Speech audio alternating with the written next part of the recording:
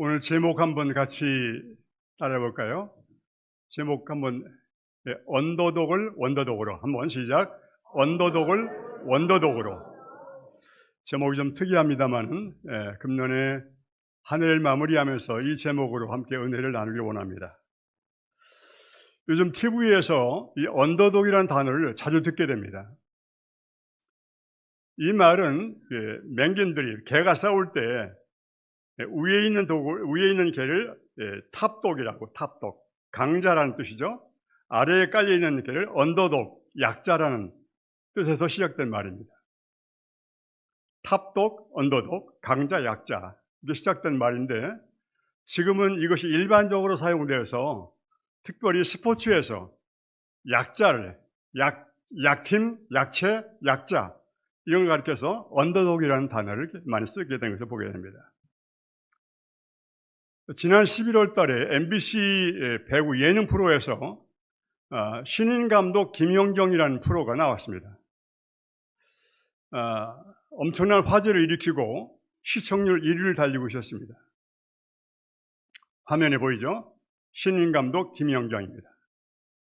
아시다시피 김연경 감독은 선수 시절에 정말 배구 황제라고 불릴 정도로 1세기 하나 나올까 말까 하는 그런 배구 선수였습니다. 한 6개월 전에 은퇴했죠. 그리고 이제 MBC 배구 예능 프로에서 신인 감독으로 해서 원더독스라는 팀의 감독이 되었습니다. 근데 원더독스의 팀들은 전부 다 언더독에서 선출한 사람들입니다. 아주 약한 사람들입니다. 이미 나이가 들어서 선수에서 은퇴했던 사람들이나 아무 팀에 불러주지 않으니까 어쩔 수 없이 은퇴했던 사람들, 또는 현역에서 약하니까 방출됐던 사람들, 방출돼서 아무 소속이 없는 사람들, 이런 사람들을 뽑아서 만든 팀입니다. 그럴 수밖에 없는 것이 한 달 월급이 100만 원밖에 안 되니까 현역에서 뽑을 수가 없죠. 현역 선수들은 몇 억씩 받고 있는데, 그러니까 쉬고 아무것도 하지 않는 사람들을 뽑는데 한 달에 100만 원 월급입니다. 나중에 그들이 얘기하는데 기름값도 안 나온다는 것입니다.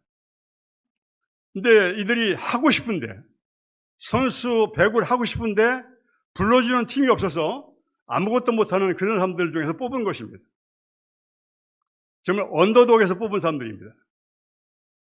김연경 감독이 그들을 뽑으면서 이제 우리가 더 이상 언더독이 아닌 세상을 놀라게 할 원더독으로 팀을 만들겠다는 그런 의욕을 가지고 팀의 이름을 원더독스라고 지었습니다. 원더독에서 복수니까 X를 붙여서 원더독스라는 이름을 붙였습니다. MBC 배구 제작진에서 신인 감독 김연경을 감독을 뽑으면서 몇 가지 약속을 했습니다. 제작진에서 지명한 팀들과 붙어서 배구 시합을 해서 7전 4승 이상을 해야 팀이 살아남는다. 3패까지만 허용하고 4패를 하는 경우에는 팀이 해체된다는 전제 조건이었습니다. 그리고 만약에 팀이 4승에서 이상 살아나면 김연경 감독을 중심으로 새로운 프로팀을 하나 만들 것이라는 이런 전제 조건을 달았습니다. 그런데 그 언더독을 가지고 팀에서 방출된 사람들 가지고 4승 이상 한다는 것이 결코 쉬운 일이 아니었습니다.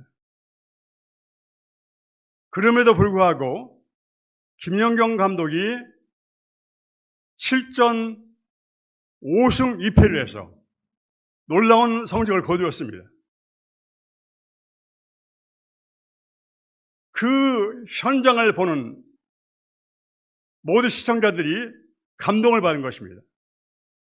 저렇게 형편없는 언더독 같은 실력이 없는 그런 팀들이 이끌고 강팀을 이기는 그런 장면을 보면서 많은 사람들이 환호하고 감동을 받고 대리만족을 한 거죠.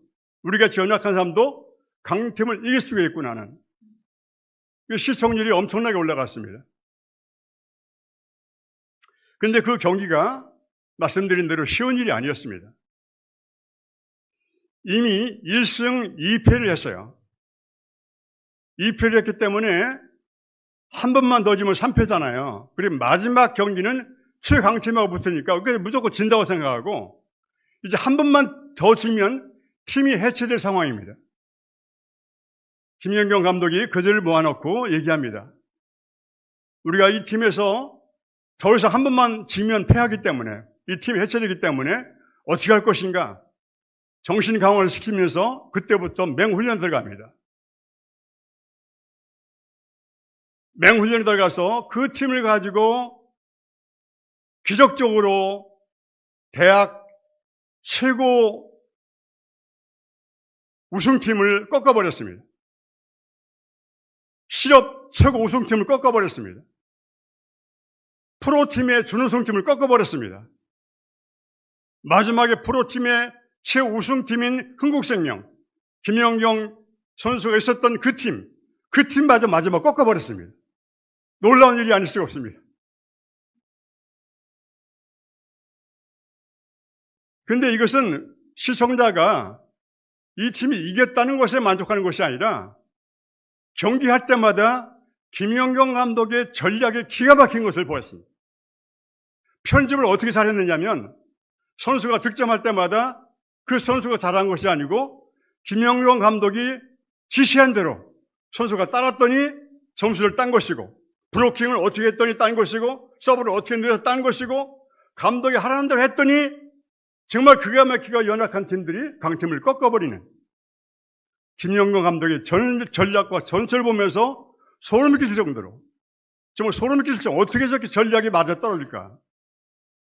거의 90% 이상은 전략에 맞았습니다.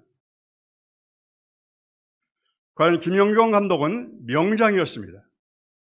세계 모델을 뛰었던 그런 선수이기 때문에 다른 감독과 전략이 달랐습니다. 팀과 붙을 때마다 그 팀의 감독들과 MBC 제작팀에서 인터뷰를 했습니다. 김연경 신인 감독, 처음 하는 감독이잖아요. 선수에서 은퇴하고 처음 하는 감독인데 김연경 신인 감독을 어떻게 보느냐 했더니 한결같이 그가 선수 생활은 뛰어나게 잘했지만 감독은 다르다. 감독은 아직까지 많이 배워야 할 것이다. 왜냐하면 자기 팀들이 대학 연맹, 배구 연맹 최고 탑이었으니까, 실업팀의 최고 탑이었으니까, 프로의 탑이었으니까 전부 다 김연경 감독을 우습게 보고 아무리 훌륭해도 비록 김연경 감독은 자주 있을지 모르겠지만 그 팀이 전부 다 약체들, 방출된 언더독을 뽑았는데 그들 가지고 무엇을 할 수 있겠냐. 아무리 감독이 실력이 뛰어나도 재료가 좋아야 뭘 만들 텐데 재료가 선수 개개인이 그렇게 방출된 연약한 사람들인데 이 팀을 가지고 무엇을 할 수 있겠냐. 이러면서 전부 다 우습게 봤던 팀들인데 여지없이 그 팀들 깨뜨리시고 오전 전승을 해서 그 팀이 살아났습니다. 전술과 전략이 기가 막힙니다. 우리 팀의 장단점을 다 알고 비디오 분석을 통해 상대방의 장단점을 다 파악했습니다. 팀을 모아놓고 이 팀이 이렇게 공격할 때는 이렇게 수비를 하라, 이렇게 블로킹을 막으라, 서브가 어느 쪽이 약하니까 서브를 어딜 때리라, 이렇게 하면서 그 전략대로 선수들이 나가서 하는 것입니다. 처음에는 시작하자마자 5대0으로 끌려갑니다. 5대0. 어떤 팀은 4대0까지 끌려가고요. 심지어 9대0까지 가는 팀이 있었어요. 이렇게 처음에 아무것도 못했습니다.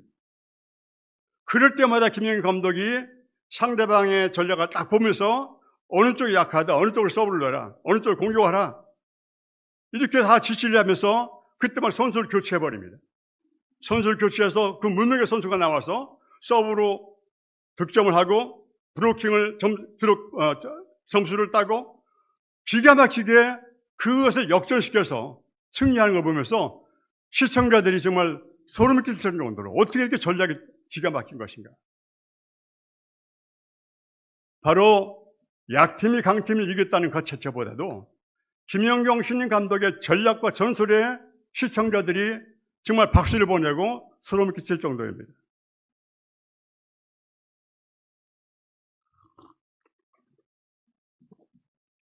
저는 원더독시의 김연경 감독을 보면서 약한 자를 불러서 강한 자를 부끄러게 하시는 하나님의 모습을 연상하게 됐습니다. 오늘 본문을 다시 한번 읽어볼까요? 네, 시작. 형제들아, 너희를 부르심을 보라. 육체를 따라 지혜로운 자가 많지 아니하며 능한 자가 많지 아니하며 문벌 좋은 자가 많지 아니하다. 자, 보겠습니다. 예, 너희를 부르심을 보라. 하나님께서 너희를 부르신 걸 보라. 너희 육체를 따라 지혜로운 자가 많지 않다. 능한 자가 많지 않다. 문벌 좋은 자가 많지 않다. 똑똑한 사람을 부르는 게 아니란 말입니다. 그 다음에 27절 시작. 그러나 하나님께서 세상에 미련한 것들을 택하사 지혜 있는 자들을 부끄럽게 하시려고 세상에 약한 것들을 택하사 강한 것들을 부끄럽게 하려 하십니다. 언더독 고생을 택하셔서 탑도 강한 자를 부끄럽게 하시냐. 28절 하나님께서 세상에 천한 것들과 멸시받는 것들과 없는 것들을 택하사 있는 것들을 폐하려 하십니다. 이는 아무 육체도 하나님 앞에서 자랑하지 못하게 하려 하십니다. 이 말씀이 생각나는 것입니다. 성경 전체는 창세기 3장 15절에 여자의 후손을 통해서 세상을 구원하겠다는 하나님의 언약을 이루시기 위해서 하나님께서 그때그때마다 사람들을 부르셔서 하나님의 구원의 역사를 이루어 가시는 구속사잖아요. 하나님의 위대한 구원을 이루시기 위해서 강하고 똑똑한 사람을 부르는 것이 아니라 그때마다 정말 가장 연약한 사람을 부르셔서 하나님의 위대한 일을 해나가시는 하나님의 구속사를 보게 됩니다. 모세는 어떻습니까? 물론 모세는 애굽에 40년 동안 왕자로서 학문을 배우고 문무를 배우고 문무가 충실한 인물이었습니다만, 그리고 자기 동족을 사랑하는 뜨거운 가슴에 열정이 있었습니다만, 하나님께서 그때 강할 때 모세를 부르신 것이 아니고 40년이 다 지나서 80세 아무것도 없으면 그 나이에 가장 연약할 때 모세를 부르셨습니다. 모세가 뭐라고 합니까? 하나님, 나는 이제 애굽의 말도 못합니다. 40년 동안 애굽의 말을 다 잊어버렸잖아요. 애굽의 말도 잊어버렸습니다. 나는 날 말할 줄 모릅니다. 내 동족이 히브리 말도 다 잊어버렸습니다. 난 말할 줄 모릅니다. 언어도 다 잊어버린 상태에서 네 형 아론이 있지 않느냐? 걱정하지 마라. 하나님, 보낼 만한 자를 보냈어. 나 같은 자가 무엇을 있겠습니까? 아무것도 없는 그저 그냥 가장 연약한 때, 가장 언더독인 때 하나님이 모세를 부르셔서 출애굽의 위대한 경이로운 일을 행하시는 하나님을 보지 않습니까? 자, 여호수아가 가나안 땅을 정복한 이후에 여호수아가 죽고 나서 사사시대에 암흑시대가 오지 않습니까? 하나님을 잊어버리고 우상을 숭배하는 그 이스라엘 백성들 향해서 하나님께 진노하십니다. 메소포타미아 구사다니 왕이 8년 동안 이스라엘을 통치합니다. 백성들이 너무나 괴로우니까 하나님께 부르짖을 때 하나님께서 누구를 뽑으시냐면 온니엘을 뽑으십니다. 온니엘은 갈렙의 조카입니다. 갈렙은 누굽니까? 이방인이요. 히브리 민족이 아닙니다. 애굽에서 출애굽할 때 따라왔던 그 잡족 중에 하나가 갈렙이고 온니엘이 바로 이방인이었습니다. 유대인들은 아시다시피 이방인들을 개처럼 취급하는 사람들입니다. 그 주류에 속하지 못하고 비주류에 속한 그런 인물을 뽑으셔서 메소포타미아 8년 동안 억압됐던 민족을 구원하는 그런 사사로 온니엘을 쓰지 않으십니까?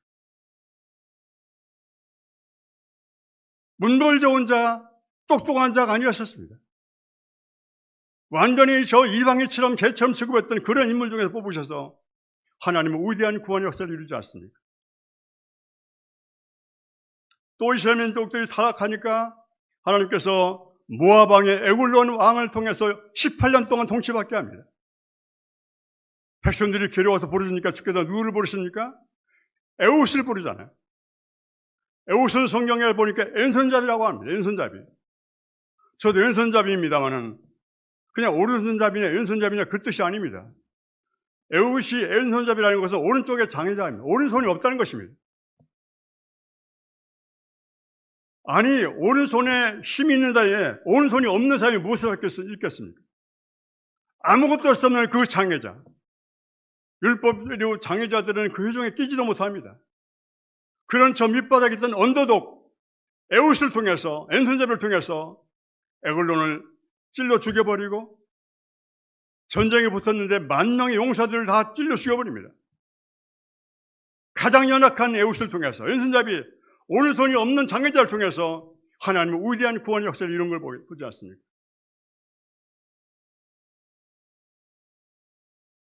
가나안 땅에 가나안의 야빈 왕 철병거가 700대 있습니다. 지금으로 하면 탱크가 700대입니다. 이스라엘에는 철제 무기가 없습니다. 아무것도 없습니다. 그러니까 가나안을 이길 수가 없습니다. 20년 동안 속박살이하면서 어떻게 할 수 없는 상황이었습니다. 근데 그 민족을 구원하기 위해서 여자 사사 드보라를 택하지 않습니까? 남자도 많고 힘이 있고 장수가 많은데도 불구하고 힘이 없는 여자, 이미 구약에서나 신약에서는 여자는 인원수를 치지도 않았던 그런 여자를 통해서 이스라엘 민족을 구원하는 하나님의 위대한 경이로운 모습을 보지 않습니까? 미디안 대군 13만 5천 명이 쳐들어왔을 때 기도원은 겁쟁이였지 않습니까? 두려워서 타작마당에서 타작하지 못하고 방에 숨어서 포도주 틀에서 타작을 하고 있던 그런 겁쟁이를 부르셔서 미디안의 13만 5천 명의 대군을 물리치는 하나님의 위대한 모습을 보지 않습니까?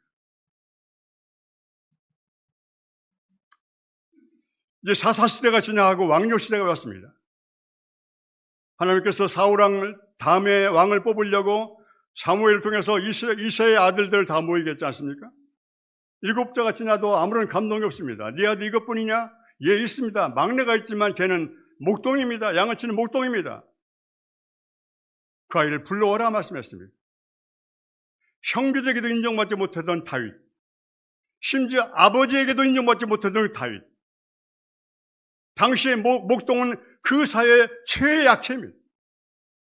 그런 어린 다윗을 통해서 사무엘이 기름 부어주니까 성령의 감동이 되어서 골리앗을 거꾸로 때리고 통일왕국을 이루는 전무후무한 위대한 왕으로 사용하시는 하나님을 볼 수 있지 않습니까? 성경에 누구 하나 똑똑한 사람이 없었습니다. 다 무지랭이같이 연약하고 짝이 없는 그런 사람들을 뽑으셔서 하나님의 위대한 일을 행하시는 주님.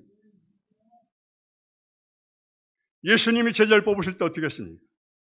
다 어부들, 세리, 여성분자, 그 사회에서 가장 밑바닥인 사람들이었습니다. 사도행전 4장에 보니까 사내들이 공회에서 장로와 서기관들이 놀랍니다. 베드로와 요한이 학문이 없는 줄 알았다가 그가 말 잘하는 걸 보면서 놀랄 정도로 학문이 없는 사람들이었습니다. 그 사회 제일 밑바닥의 사람들이었습니다. 그야말로 언더독들 뽑으셔서 이 세계 세상을 뒤집어 놓는 하나님의 위대하신. 그래도 바울이 가장 많이 배운 사람이지 않습니까? 바울은 길리기아 다소 출신입니다. 길리기아 다소는 교육도시였습니다.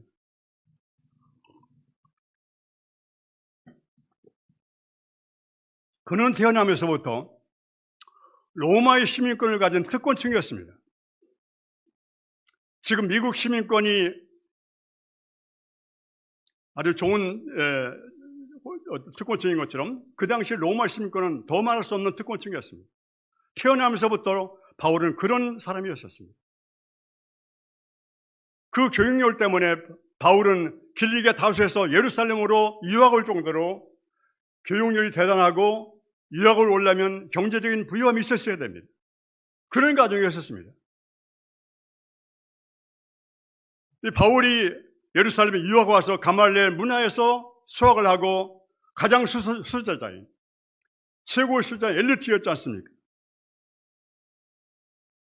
하나님께서 그걸 보고 쓰신 것이 아닙니다. 그의 가문, 그의 학문, 그의 실력 이걸 보고 뽑은 것이 아니잖아요. 오히려 사도 바울이 예수님을 만나고 나서 그 모든 것들을 다 배선물로 여겼다. 예수님을 아는 지식이 가장 고상하기 때문에 내가 저까지 배웠던 학문, 가정, 환경 이거 다 배선물로 여겨버리고 오직 예수를 아는 그 지식으로 시작했던 그 바울을 주님이 뽑으셨습니다. 오히려 아덴에서 철학자들과 대결해서 논쟁할 때 바울이 자기 학문을 가지고 그들과 철학자들과 논쟁했습니다. 여지없이 실패했습니다. 학문을 가지고 하면 여지없이 실패했습니다. 바울이 고린도전서 편지 쓸 때 말하고 있습니다. 내 말과 내 전도함이 인간의 지혜로 아니라 성령의 나타남과 능력으로 해야 한다고 말씀하는 이유가 자기 학문은 아무것도 아니었습니다. 자기의 배경은 아무것도 아니었습니다. 오직 성령의 능력으로 1차, 2차, 3차, 4차 전쟁을 통해서 세상을 뒤집어 놓고 성경의 3분의 2를 기록하는 이런 위대하신 하나님. 성경 전체는 이렇게 약하기 짝이 없는 언더독을 뽑으셔서 언더독으로 사용하시는 하나님의 위대하신 이야기, 그분의 이야기, His story. 그분의 이야기가 바로 성경이지 않습니까? 하나님은 어제나 오늘이나 영원토록 동일하십니다. 우리 WMTC를 뽑은 것도 잘나고 똑똑한 사람을 뽑은 것이 아닙니다. 다 연약한 교회들입니다.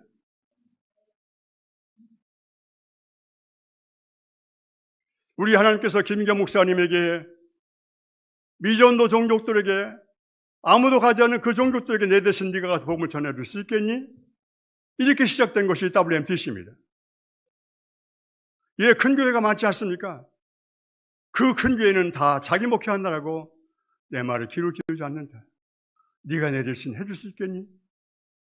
연약한 우리 김인경 목사님 통해서 마지막 미전도 종족을 감당하는 귀한 사명을 맡겨주셨습니다. 우리가 거기에 동의해서 모인 사람들입니다. 그러나 우리가 모인 것이 아니고 주님이 우리를 택하신 줄로 믿습니다. 너희가 나를 택한 것이 아니고 내가 너를 택했다고 말씀하신 것처럼 주님이 택하지 않으셨으면 우리 아무도 이 자리에 올 수 없습니다. 연약하게 짝이 없는 우리를 택하셔서 WMTC 연합 선교회를 이루게 하셨습니다. 다 교회 재정도 열악하고 교회 숫자도 많지 않고 정말 부족하고 짝이 없는 그런 교회들을 통해서 금년에 10만 원, 20만 원, 30만 원 이런 헌금을 모아드렸더니 또 이스라엘인들이 50만 이상의 헌금을 모아드렸더니 금년에 엄청난 일을 행하지 않으셨습니까? 마치 보리떡 5개, 물고기 2마리 보잘것없는 그 어린 소년의 도시락을 주께서 받으셔가지고 2만 명을 먹이고 남았던 것처럼 연약하게 짝있는 우리 것을 통해서 하나님께서 놀라운 일을 행하셨습니다. 우리의 헌신을 통해서 금년에도 주님께서 놀라운 일을 행하셨습니다. WMTC는 매년 가장 초에 역점을 두는 것이 WMTS입니다. 선교사 훈련학교입니다. 마치 원더독스의 김연경 이름이 비슷하네요. 김연경 비슷해서 김연경 감독이 그 연약한 사람들을 모아서 훈련을 시켰기 때문에 원더독으로 쓰임받던 것처럼 하나님 연약하게 짝이 없는 우리를 통해서 WMTS 훈련을 통해서 순종을 배우게 하십니다. 우리 힘이 아니라 원더독스의 팀들이 김연경 감독의 작전에 그대로 지시에 따랐더니 이겼던 것처럼 성령의 음성을 듣고 우리가 그들을 순종했더니 여기까지 오게 하셨습니다. 우리의 힘이 아니었었습니다. 우리의 무궁무진하신 우리 하나님의 앞에 우리 김인경 목사님께서 무릎 꿇고 성령이 말씀하시면 그 말씀대로 순종해 왔더니 여기까지 오게 됐습니다. 김인경 목사님이 음성을 듣고 말씀하시면 모든 임원들과 우리 모두가 일사불란하게 순종해서 나갑니다.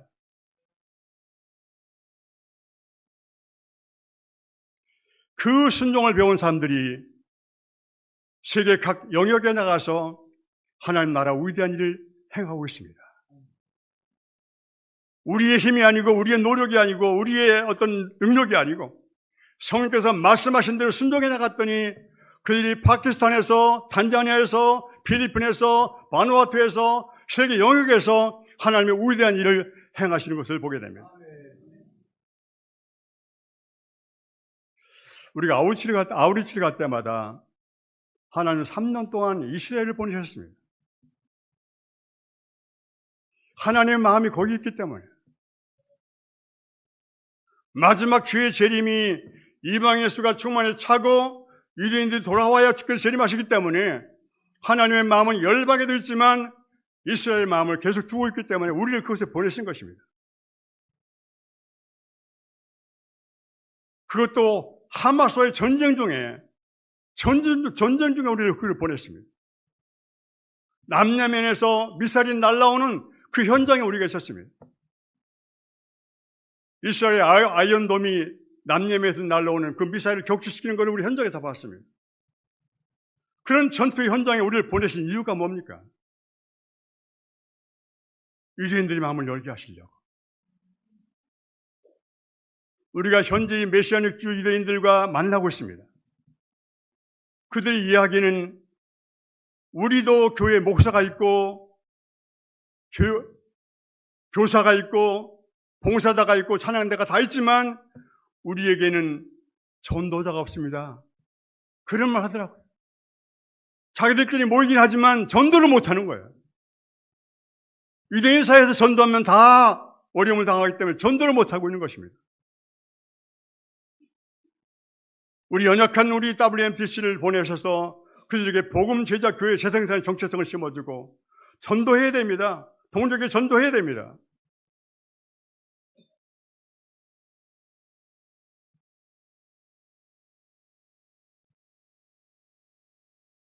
사이버 신학대학을 통해서 지금 수많은 신학생들이 배출되고 있습니다.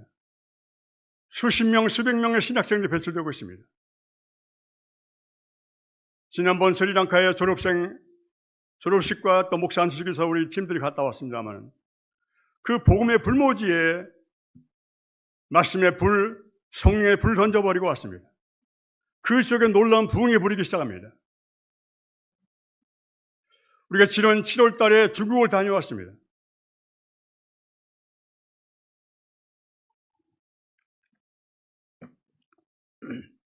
아시다시피 중국은 서너 사람만 모여도 신고가 들어가기 때문에 모일 수가 없는 지역입니다. 그런데 200명이 모였습니다. 중국 전 220개 성에서 지도자들 200명이 모였습니다. 거기서 찬양을 하고 여름이니까 더우니까 뭐 다 창문 열어놓고 찬양을 하고 말씀을 선포하고 내적 치유하고 성령과 사역하고 엄청나게 했음에도 불구하고 누구 하나 신고하는 사람이 없었습니다. 우리를 주의 날개 아래 보호하시고 안전하게 돌아오게 했습니다. 그들이 도전을 받고 그 중에서 20명이 이번에 내년 2월 달에는 WMPS 훈련 받겠다고 지금 신청해 놓고 있습니다. 김영 목사님께서 가셔서 그들에게 도전을 준 것입니다. 선교하지 않는 교회는 교회가 아닙니다. 강력하게 선교에 도전을 심어줬더니 그들이 선교하겠다고 다 결심을 하고 우리 WMPS 와서 훈련을 배우겠다고 중국에서 20명의 사람들이 와서 이제 나는 2월부터 훈련을 받겠다고 지금 신청을 하고 있는 것입니다. 우리가 중국에 간 그 시점에 한홍씨 목사님, 전장희 목사님은 또 솔로몬 군도에 갔습니다. 현지 디렉터인 김현수 목사님, 김성규사님, 양엽세부 성교사님과 같이 그 지역에 놀라운 성령의 불을 던졌습니다. 복음 제자 교회 재생산의 정체성을 심어주고 남태평양 전체에 지금 복음 제자 교회 재생산의 정체성이 확산되고 있습니다. 내년 2월 달에 피지에서 좀 우리 WMPC 와달라고 요청할 동안 세계 전역에서 연약하게 짝이 없는 우리를 통해서 하나님께서 당신의 나라를 확장해 나가고 계십니다. 일일 다 열고 할 수 없지만 지난번에 또 카라치를 다녀오시고 라오르, 미얀마 그래서 엄청난 이야기를 했습니다. 사도 바울의 고백처럼 이것은 우리 한 것이 아니고 하나님의 은혜입니다. 주님이 하셨습니다. 아멘. 연약하게 짝이 없는 언더독을 통해서 원더독의 위대한 일을 행하신 그 주님이 행하셨습니다. 제가 언더독의 이야기를 강조하는 이유가 있습니다. 지난 8월 달에 제 아내 김영수 사모가 다리에 골절상을 입었습니다.